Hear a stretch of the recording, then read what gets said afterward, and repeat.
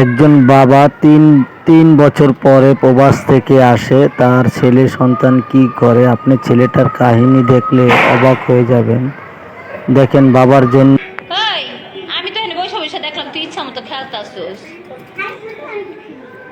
ছুটির পরে লস তাই কইছিস যে ছুটি হলে বাসায় যাবি। এই তো দেখলাম আমি তো কেমন খেলছস।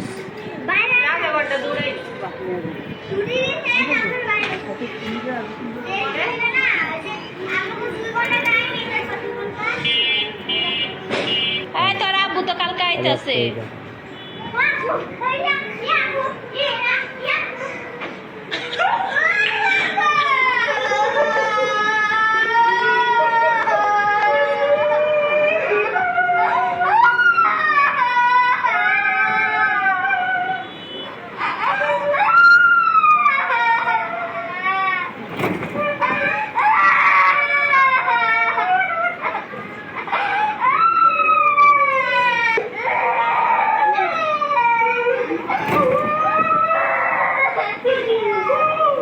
একজন বিবাহিত মেয়েকে অনেক পুরুষ মানুষই মধুর মধুর কথা বলবে, মিষ্টি মিষ্টি কথা বলবে, অনেক ভালো লাগবে, যে কথাগুলো তার স্বামী তাকে কখনোই বলে নাই।